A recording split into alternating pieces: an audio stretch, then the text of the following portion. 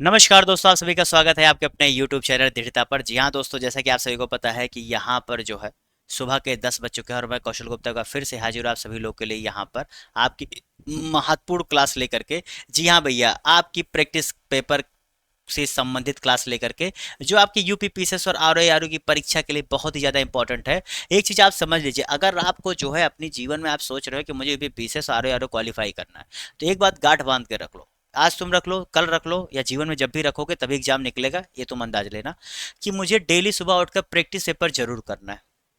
ये मैं सबको समझाता हूँ, जरूर करना है, ये आपको करना ही करना है, पहली चीज। दूसरी चीज, ये जो प्रैक्टिस पेपर में हम जो सीख कर जाएं, इसको हमें अगली प्रैक्टिस पेपर में आने से पहले रिवीजन कर लेना है।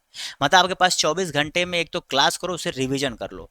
मार्क माई वर्ड, आप ये चीज, मेरी 70 क्लासेज हो चुकी है, आज 71वीं क्लास है। अभी आपने इससे पीछे के जितने कर सकते हो कर लो, जितना आगे हो रहा कर लो।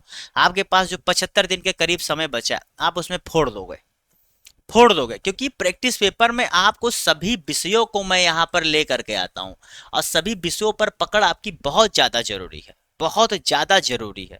ये मैं आपसे बार बार समझाता हूं।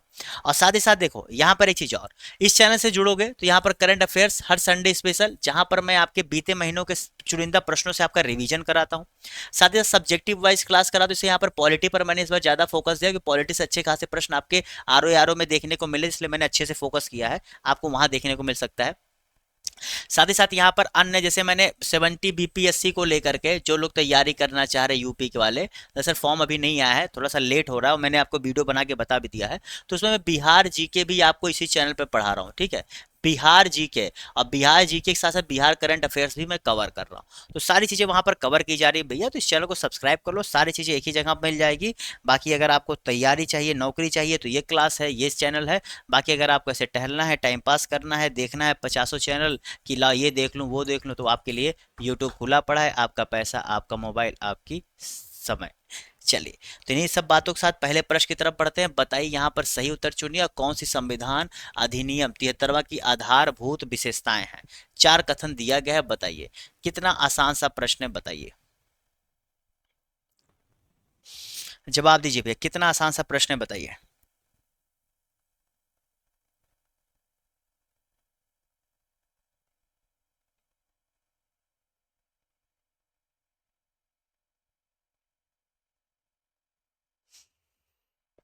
जी भैया, जितने लोगों ने यहाँ पर इसका सही जवाब क्या दिया है, ABCD, यानी कि जितनों ने क्या 11वीं अनुसूची की बात भी अभी सही है, तो यहाँ पर जितनों ने क्या सी जवाब दिया है वो सही कर ले, ठीक है। चुनाव राज्य निर्वाचन आयोग द्वारा किया जाता है, और इसके विषय जो होते हैं, मतलब जो 73वां संविधान संशोधन आपके जो राज्य क्या नाम है, गांव पंचायत सिस्टम की बात करता है, उसमें जो विषय होते हैं वो आपकी 11वीं अनुसूची में सम्मिलित किए गए, ठीक है। समझ गए। जो आपके अनुच्छेद 243A 243 भी, तमाम चीजें जो आपको देखने को मिलती है, ठीक है, समझ के चलो। ये 1992 में लाया गया था। टोटल कितने विषय हैं, ये आपका होमवर्क है। टोटल आपके जो है 11वीं अनुसूची में कुल कितने विषय दिए गए, ये आपको करना है। बताइए इसका सही जवाब क्या होगा। अनुसूचित जातियां और अनुसूचित जनजातियों के निम्नलिखित में से कौन से मूल अधिकारों को प्रभावी बनाने के रूप में देखा जा सकता है। A, B, 1, 2, 3, 4, बताइए इसका सही जवाब क्या होगा।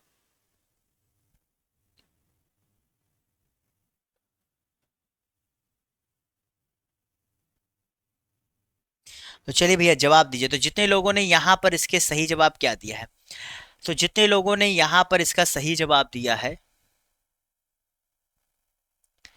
1, 2, 3, जी भैया। विधि के समझ समता का अधिकार आपको पता है कि जो है हमारे क्या ब्रिटिश जो आपका मूल था, जिसमें क्या विधियों के समान संरक्षण आपके अमेरिका से था, वहीं विधि के समझ समता आपके जो है यहाँ से लिखा गया है। विभेद के विरुद्ध अधिकार, अस्पृश्यता का अंत, ये तीनों बातें आपके जो अनुसूचित जनजातियों के लिए है, ठीक है। धर्म के स्वतंत्रता, यहाँ पर देखिए अनुसूचित जाति जनजाति को आपको हिंदू धर्म में ही इंक्लूड माना जाता है, ठीक है। तो इसलिए जो है इसके बारे में यहाँ पर चर्चा नहीं की जा सकती। अगले प्रश्न की तरफ बढ़ते हैं। हम्म,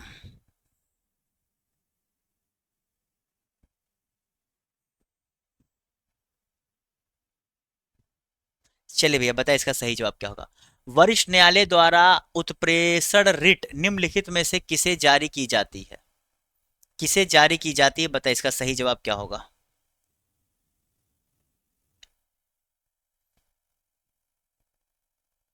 रिट कब जारी करते हैं भैया। तो जितने लोगों ने यहां पर इसका सही जवाब क्या दिया है?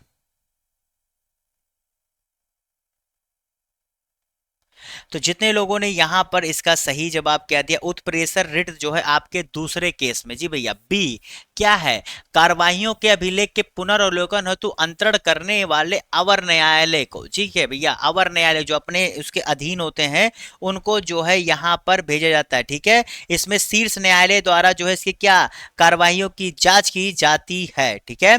उत्प्रेषण और प्रतिषेध रिट, जी भैया जो आपका उत्प्रेषण देख रहे हैं और प्रतिषेध रिट, ये न्यायिक एवं अर्ध न्यायिक संस्थाओं के विरुद्ध की जाती है, ठीक है।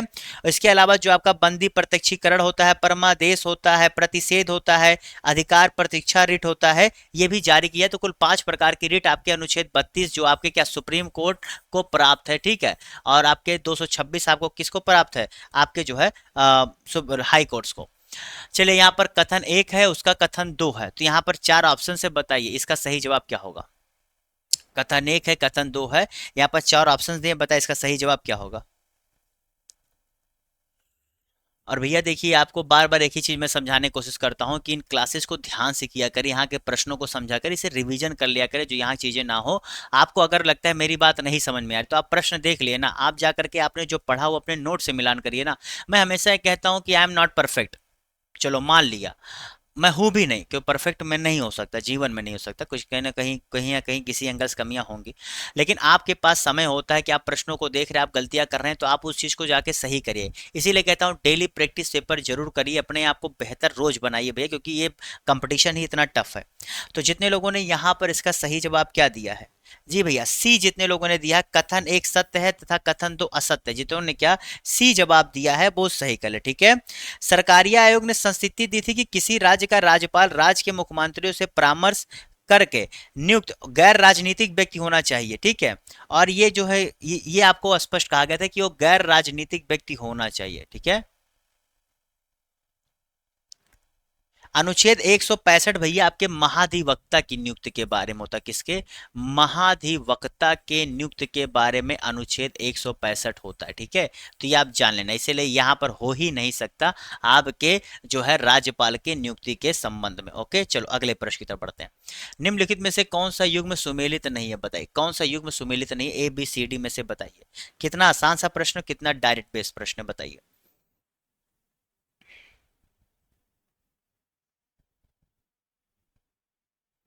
तो जितने लोगों ने यहां पर इसका सही जवाब क्या दिया भैया, अनुच्छेद ये मतलब बी। देखो भैया किस कहीं कहीं भी राज्य का नाम बदलना हो, राज्य का निर्माण करना हो, राज्य की सीमा बदलना हो, इसका अधिकार केवल और केवल संसद के पास है।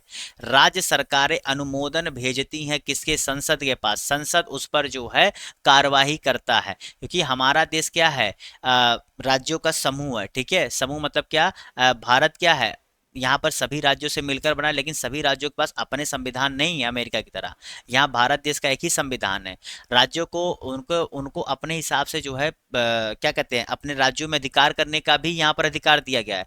लेकिन हाँ, जब ऐसी बातें आती है तो यहाँ पर केंद्र सरकार के पास ही एकाधिकार देखने को मिलता है, ठीक है। चलो अगले प्रश्न की तरफ बढ़ते हैं। कार्ल मार्क्स के अनुसार, प्रश्न पढ़िए, बताइए प्रश्न पढ़िए, ध्यान से पढ़िए, ये प्रश्न आपको पढ़ना है, आपको जवाब देना है। क्या गलती करोगे तब मैं बताऊंगा, क्योंकि बार बार कहता हूं पेपर में आप ही जाओगे, आप ही को जवाब देना होगा, बताइए। तो भैया इन्होंने जो है साम्यवादी विचारधारा का प्रतिपादन किया था, जिसमें शोषण मुक्त समाज की बात की थी, जी भैया क्या, साम्यवादी विचारधारा, जिसके अंतर्गत क्या शोषण ना हो, ठीक है। तो साम्यवादी विचारधारा की बात की थी, जिसमें शोषण मुक्त समाज की बात की थी। ओके चलो अगले प्रश्न की तरफ पढ़ते हैं। लोकहित मुकदमा को किससे संबद्ध किया जा सकता है, लोकहित मुकदमा को, चलिए बताइए, बहुत ही अच्छा प्रश्न है, बताइए। बहुत अच्छा प्रश्न है।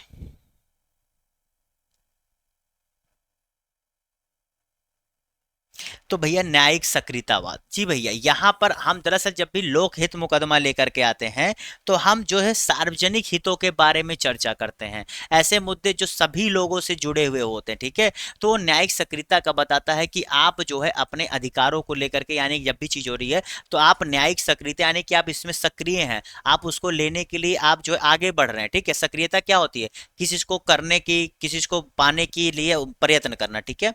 अगला प्रश्न यहाँ पर चलिए यहाँ पर दो कथन दिया गया है, आपको ABCD के जरिए जवाब देना, बताइए। और देखो यार क्लास अच्छी लग रही हो तो अभी भी लाइक कर दिया करो, सब्सक्राइब कर दिया करो। बड़ी दिक्कत पता है क्या है? इतनी मेहनत करता हूँ, क्लास देखते हो लेकिन बिना सब्सक्राइब किए चले जाते हो, बड़ी दिक्कत ये होती है, ठीक है। सब्सक्राइब किया करो भैया, क्योंकि ऐसी क्लास दोबारा तभी मिलेगी जब सब्सक्राइब करोगे, ठीक है। इतनी मेहनत करता हूँ आपके लिए, थोड़ी सी चीज तो आपको भी कर देनी चाहिए, बताइए।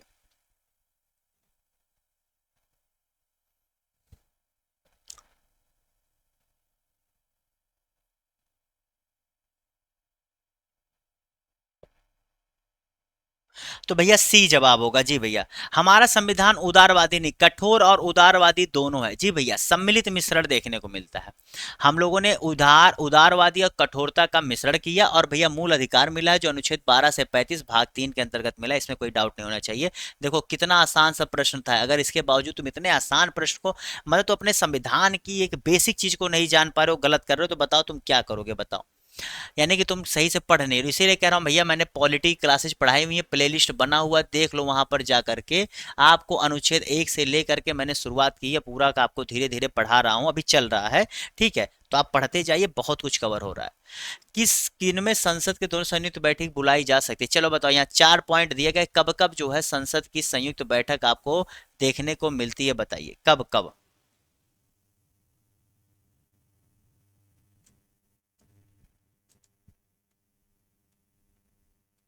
तो जितने लोगों ने यहाँ पर इसका सही जवाब क्या दिया है? भैया बी के लिए। पहली बात तो इतना तो तुम्हें कॉमन सेंस होना चाहिए कि ए तो नहीं हो सकता, संशोधन के लिए नहीं ला सकता, तो यहाँ पर ए नहीं होने का मतलब जो है ए और डी ऑप्शन से हट गया। अब तुम्हारे पास बच रहा था बी और सी, तो सी के बाद तुम देखो 2 3 तो दोनों में दिख रहा है, यानी कि होगा। 2 3 तो आंख बंद करके होगा। चौथे में देखो एक से मगर दूसरे ने अस्वीकृत किया हो, जी भैया आसानी सी बात है। अगर एक ने स्वीकृत किया दूसरे ने अस्वीकृत किया तो जो है आपको क्या करना होता है, यानी कि आपको जो है बुला करके उसको जो है क्या होता है, उस जो असहमति होती है उसे दूर करना होता है और उसको क्या पास कराना होता है, ठीक है। अगले प्रश्न की तरफ बढ़ते हैं। भारत के नियंत्रक और महालेखा, ठीक है, परीक्षक का एक कार्य नहीं है, बताइए कौन सा एक कार्य नहीं है, जवाब दीजिए। ABCD बताइए कौन सा कार्य नहीं है, जवाब दीजिए।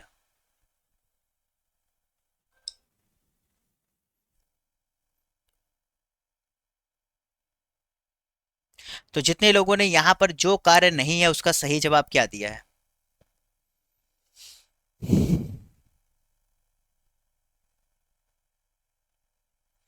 भैया यहाँ पर वो रक्षा लेखाओं का संकलन नहीं करता है, ठीक है, ये रक्षा लेखाओं का नहीं करता है। देखिए केंद्र और राज्य का करता है, ठीक है, उसके बाद जो है संचित निधि का करता है, पोषित जो संस्था है उनकी करता है, राज्य के लेखाओं करता है, लेकिन ये रक्षा लेखाओं का संकलन नहीं करता, इस चीज को जाने रहना। बहुत लोग इसमें गलत, यार उसे सही बताऊं, अगर तुम थोड़ा ध्यान से पढ़े होते तो तुम्हें ACD ऑप्शन तुम्हें पक्का लगता, और ये चीज जान लो ACD अगर कंफर्म हो तो यार ऑब्वियसली सी बात है, एक तुम्हें अटपटा सा उसमें कथन लग रहा है ना, तो ऑब्वियसली सी बात है वो गलत होगा। जो तुम्हें पढ़े नहीं हो, जो तुमने कहीं आज तक जाना नहीं, कितनी भी क्लासेज कर ली, वो तुम्हें दे रहा है, यानी कि तुम्हें कंफ्यूज करने के लिए दे रहा है, यानी कि वो गलत है, तो गलत है। किस लिए आयोजित की जाती है? चलो बताओ भैया, यहाँ पर बताओ किस लिए आयोजित की जाती है? फिर से वही प्रश्न, अभी तुम यही किए हो, इसे सही करो। अभी तुमने ऐसा प्रश्न किया, अब बताओ। हाँ मैं बताना भूल गया था कि अनुच्छेद 108 के अंतर्गत संयुक्त बैठक का जो है वर्णन किया गया हमारे संविधान में, ठीक है। तो जितने लोगों ने यहाँ पर इसका सही जवाब क्या दिया है, आपके उस विधेयक पर विचार करने, उस जिस पर दोनों सदनों में मतभेद हो। बहुत आसान सा प्रश्न था, बताओ। भारत के संपूर्ण राज्य का दर्जा प्राप्त होने का सही कालानुक्रम क्या है? सही कालानुक्रम कौन सा है, बताइए। यहाँ पर इसका सही जवाब क्या होगा, बताइए। ABCD में से बताइए इसका सही जवाब क्या होगा, बताइए। चलिए भैया जवाब दीजिए।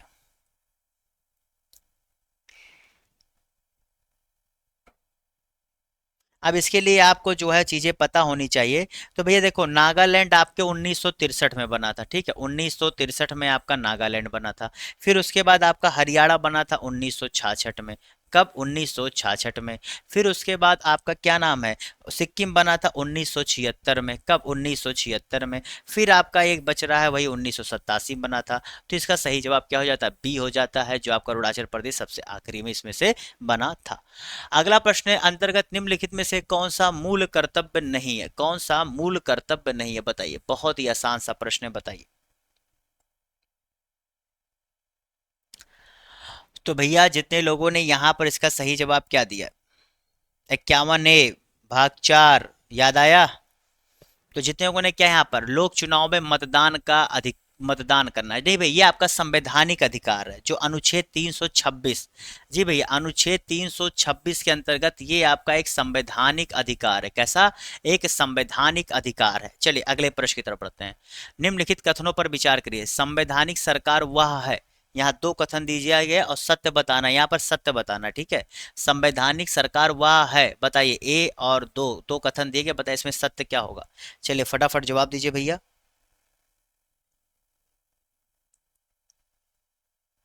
तो जितने लोगों ने यहां पर इसका सही जवाब क्या दिया है? जी भैया, केवल दो। क्या होता है? केवल दो। जो राज्य की सत्ता में हित पर प्रभावकारी प्रतिबंध लगाती, ऐसा नहीं होता भैया। जो संवैधानिक सरकार संविधानवाद पर आधारित होती है और अनिवार्य होने पर सीमित सरकार पर बल दिया जाता है, जिसमें शासक और शासित के बीच समन्वय स्थापित किया जाता है, ठीक है। लेकिन जनता की तुलना में जो है शासन का पक्ष जनता की तुलना में मजबूत होता है उनका, लेकिन सरकार पर जनता की तुलना में अधिक प्रतिबंध लगाए जाते हैं, ठीक है। सरकार पर इसमें जो है ज्यादा प्रतिबंध होता है, क्योंकि इसमें यह माना जाता है कि हम यहाँ नागरिकों के अधिकार के लिए, नागरिकों के उद्धार के लिए जो है ये सरकारें काम करती हैं, क्योंकि हम इन्हीं के टैक्स से काम करते हैं, तो इन्हीं के लिए काम करते हैं, ठीक है। तो ये व्यक्ति की स्वतंत्रता प्रभावकारी प्रतिबंध नहीं लगाती, बल्कि यहाँ पर ये व्यक्तियों को ज्यादा स्वतंत्रता देने पर काम करती है, ठीक है। ओके। राज्य की सत्ता पर प्रभावकारी प्रतिबंध लगाती है, ये दूसरा कथन देखिए, यही सत्य है। अगले प्रश्न की तरफ बढ़ते हैं। राष्ट्रीय जल संसाधन परिषद का अध्यक्ष कौन होता है? राष्ट्रीय जल संसाधन परिषद। चलिए बताइए भैया, इसका सही जवाब क्या होगा? तो भैया अध्यक्ष की बात की जाए, जो 1983 में इसकी स्थापना हुई थी, तो आपके प्रधानमंत्री होते, ठीक है। वहीं अगर उपाध्यक्ष पूछेगा कौन होते हैं, तो उपाध्यक्ष भैया आपके होते हैं केंद्रीय जल संसाधन मंत्री। ये आपके क्या होते हैं भैया? उपाध्यक्ष होते हैं, ठीक है। और जो आपका ये देख रहे हो, आपके देश के प्रधानमंत्री जो भी हो, ये आपके अध्यक्ष हो जाते हैं। चलिए भैया यहाँ पर बताइए, कौन सा आयोग भारत के संविधान के एक अनुच्छेद के अंतर्गत सुस्पष्ट उपबंध के पालन में गठित हुआ? बताइए कौन गठित हुआ, ठीक है। चलिए भैया जवाब देते रहिए, और साथ ही साथ आप लोगों से फिर एक बार रिक्वेस्ट करूंगा, चैनल को सब्सक्राइब नहीं किया सब्सक्राइब कर दो भैया, लाइक जरूर कर दिया करो यार। आप में से कितने, मैं उम्मीद करता हूं आपको, देखो जो चीजें प्रोवाइड करनी हो, न्यूज होता है, कोई भी चीज, हर चीज यहाँ पर आपको दी जा रही है, तो सब्सक्राइब कर दो, लाइक कर दो भैया, यही तो आपसे उम्मीद कर सकता हूँ, और क्या कर सकता हूँ, ठीक है। बताए इसका सही जवाब क्या होगा? तो भैया कौन सा आयोग भारत के सुस्पष्ट उपबंध के अनुपालन में गठित हुआ? तो जितने लोगों ने यहाँ पर इसका सही जवाब क्या दिया है भैया? निर्वाचन आयोग, ठीक है। निर्वाचन आयोग अनुच्छेद आपका जो है 324 ही भैया, जो सुस्पष्ट उपबंध के पालन में गठित हुआ है, तो यहाँ पर स्पष्ट कह रहा है ये जो है आपका है, ठीक है। ये जब आपका संविधान बन रहा था तभी जो है, बाकी अन्य सभी जो है एक्ट के द्वारा जो है लाए गए हैं, ठीक है। ये भी एक्ट के द्वारा, ये भी एक्ट के द्वारा, ये भी एक्ट के द्वारा, ये आपका जो है संवैधानिक क्या कहते हैं, ठीक है। जब संविधान बन रहा था उसी समय से ये है, ठीक है। चलो अगले प्रश्न की तरफ बढ़ रहे हैं। अगला प्रश्न कथन ये है, कथन आर है। अरे यार ये हटो भैया तुम, ठीक है। ये कथन आर है, बताइए इसमें से क्या होगा इसका सही जवाब? इसका सही जवाब क्या होगा, बताइए फटाफट जवाब दीजिए। चलिए भैया जवाब दीजिए फटाफट।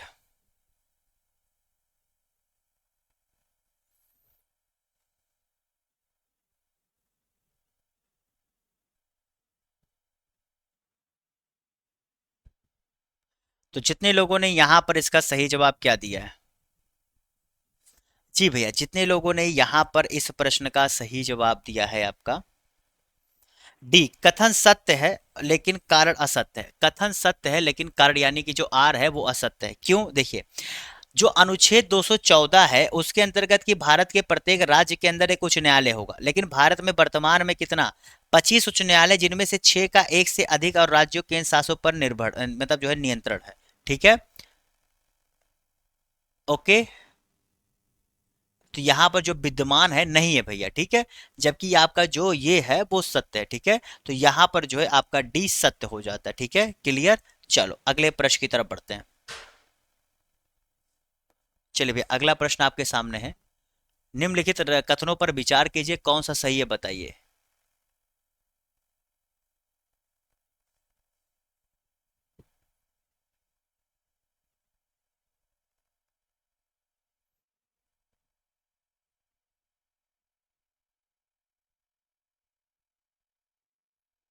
तो जितने लोगों ने यहां पर इसका सही जवाब क्या दिया है, डी। क्यों? क्योंकि भैया देखो, मुख्य सचिव को मुख्यमंत्री और जो है पदस्थ जो अधिकारी होते हैं उनके द्वारा नियुक्त किया जाता है, ना कि राज्यपाल द्वारा। और भैया इनका कार्यकाल नियत नहीं होता, मुख्य सचिव को जब चाहे मुख्यमंत्री तब उसके पद से हटाकर अन्यत्र भेज सकते हैं, आप न्यूज में अक्सर पढ़ते होंगे। इसीलिए जब लेकिन सचिव जब बनाया जाता है बहुत खास आदमी को बनाया जाता है, ये भी आप देखते होंगे, ठीक है, तो इसलिए दोनों सत्य नहीं है। निम्नलिखित में से किसे श्वेत पत्र के नाम से जाना जाता है, चलिए बताइए। वार्षिक प्रकाशन, कैग की रिपोर्ट को, सीएसआई की रिपोर्ट को, या इनमें से कोई नहीं, बताइए इनमें से कोई नहीं, चलिए जवाब दीजिए। चलिए फटाफट जवाब दीजिए, उसके बाद आपका जो है यहाँ पर आखिरी प्रश्न होगा, फिर क्लास खत्म होने वाली, ठीक है, चलिए बताइए। तो भैया जो राष्ट्रीय लेखा सांख्यिकी यानी कि जो सीएसओ अपनी वार्षिक प्रकाशन लाता है, इसे जो है श्वेत पत्र के नाम से जाना जाता है, ठीक है। अगले प्रश्न की तरफ बढ़ते चलिए भैया, आज का आखिरी प्रश्न बताइए, यहां पर आपका दिया है क्या, चलो थोड़ा सा ऊपर कर देता हूं जिससे आप लोग देख लो, ठीक है, चलो बताओ, यहां पर इसका जवाब दीजिए, ए बी सी डी में से जवाब दीजिए क्या होगा। हिंदू वृद्धि दर, काफी बार जो है मतलब ये बेसिक सा प्रश्न है, जो आप वनडे एग्जाम्स में आप देखते हो, आपके पूछा जाता है, ऐसे ऐसे एग्जाम्स में तो आराम से। इसका प्रतिपादन प्रोफेसर राजकृष्ण द्वारा किया गया था, ठीक है। तो चलिए यहां पर बताए इसका सही जवाब क्या होगा।